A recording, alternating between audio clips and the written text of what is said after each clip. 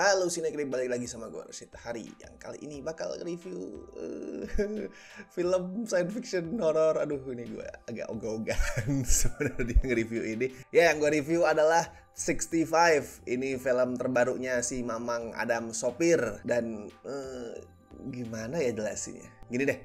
Jadi si Adam Sopir ini meranin seorang pilot ya. Sayangnya bukan sopir tapi pilot pesawat luar angkasa yang tinggal di planet bernama Somaris. Somaris ini gue yakin diambil dari Solaris, judul film science fiction legend bikinannya Andrei Tarkovsky. Tapi di sisi lain Somaris juga mirip sama sebuah kata di bahasa Itali, yaitu somari.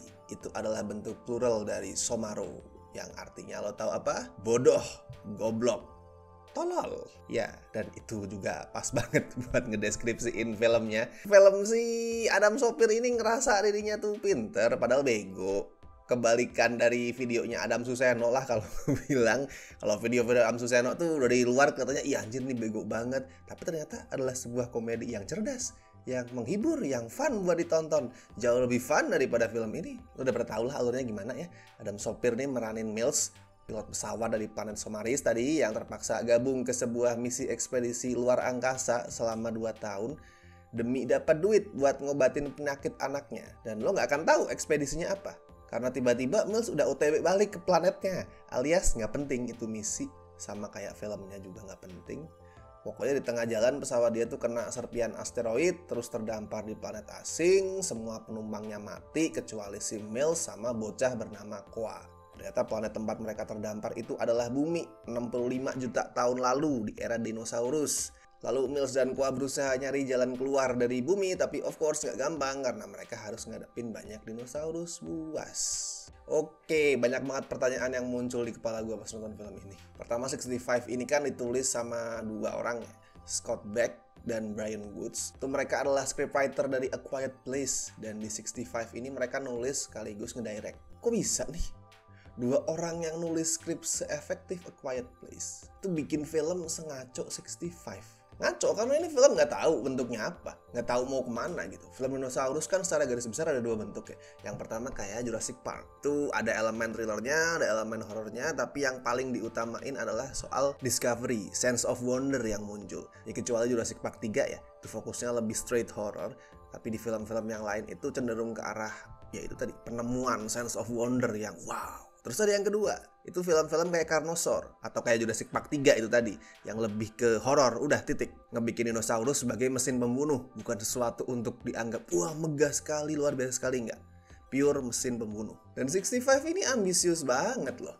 Dia pengen jadi keduanya, pengen jadi ala Carnosaur tadi, makanya banyak jump scare, banyak adegan di tempat yang gelap. Tapi kalau lo dengerin musik-musiknya banyak yang kedengeran kayak petualangan ala Jurassic Park, ala musik-musik John Williams. Dan kalau mau jadi horror dark, kenapa pakai ada apa sih beberapa 9 komedi awkward kayak misal pasti Koa itu makein bunga kembang di kupingnya Mills, itu lebih pas ada di film-film petualangan ringan. Tapi kalau pengen jadi film petualangan ala Jurassic Park nggak sinkron juga karena kebanyakan latarnya gelap, jadi sense of wonder tadi nggak muncul. Ya banyak kontradiksi lah.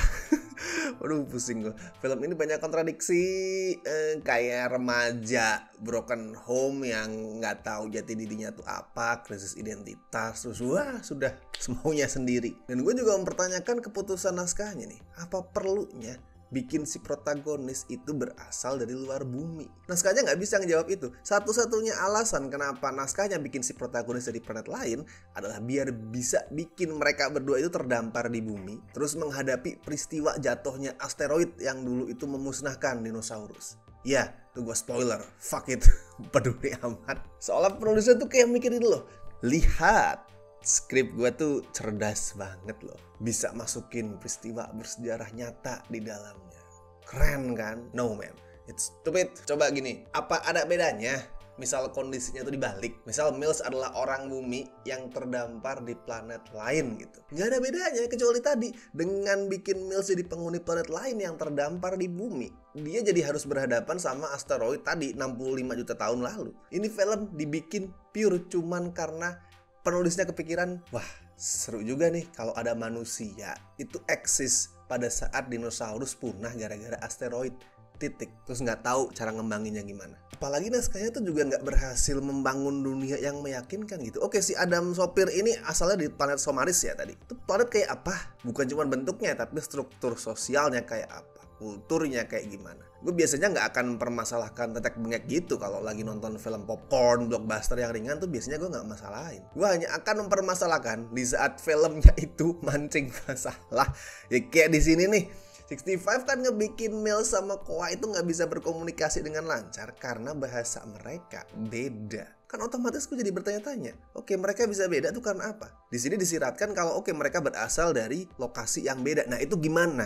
Apakah itu planet kayak di Indonesia nih? Terdiri atas berbagai macam suku-suku dan bangsa-bangsa yang berbeda-beda, Bhinneka Tunggal Ika gitu. Atau gimana? Nggak dijelasin. Andai kan nggak ada soal perbedaan bahasa tadi, gue nggak akan mempermasalahkan soal world building. Tapi naskahnya sendiri yang cari gara-gara masukin itu, that's oke ya gue bertanyakan. Lo masukkan hal ini, perbedaan bahasa ini, seolah ini adalah hal penting, oke. Kalau gitu dinamika sosialnya gimana? Planetnya gimana? World buildingnya gimana? Apakah ada hal bagus di film ini? Ya ada. Wah, Adam Driver tuh misalnya kelihatan berusaha sekuat tenaga munculin semua emosi negatif dalam diri dia, rasa takut, rasa sedih, sakit dan segala macam tuh dia berusaha sekuat tenaga. Terus Ariana Greenblatt yang meranin Koa juga ya lumayan oke. Kalau CGI sebenarnya lumayan solid loh. Tapi ya sayangnya kebanyakan adegannya di tempat gelap, jadi kayak percuma. Dan gue tahu sih sebenarnya sih itu banyak tempat gelap alasannya adalah buat menghemat budget, biar nggak perlu keseringan pakai CGI buat menghidupkan dinosaurus secara detail gitu. Ya kalau skor buat 65 sayangnya tidak sampai 65 skornya, gue kasih 3,5, 3.5 dari 10 lah. Kalau lu masih pengen nonton sih gue saranin nonton video Adam Suseno aja lah. Ini ya ampun, udah bodoh skripnya, bosen juga karena jump scare-nya nggak ada yang serem, pembangunan atmosfernya nggak kerasa, intensitasnya draggy banget. Gue nggak akan bilang 65 ini adalah film paling jelek di 2023 ya, karena gue tuh selektif banget. Sekarang tuh makin selektif untuk nonton film, jadi makin kecil kemungkinan gue dapet film yang beneran hancur, apalagi film Hollywood ya. Makanya gue nggak akan bilang ini film paling jelek, karena pasti masih banyak film lain yang jauh lebih jelek yang gue putuskan untuk nggak nonton. Tapi di antara film-film yang gue tonton tahun ini, film luar ya, film asing yang gue tonton tahun ini, so far 65 paling jelek. Tapi buat yang udah nonton gimana? Apakah lo setuju? Atau mungkin lo malah ngerasa, no ini menyenangkan sekali, Bang Adam dengan kumis dan rambut gondrongnya itu wow gitu, seru untuk ditonton. Kalau lo merasa kayak gitu silakan tulis opini lo di kolom komentar.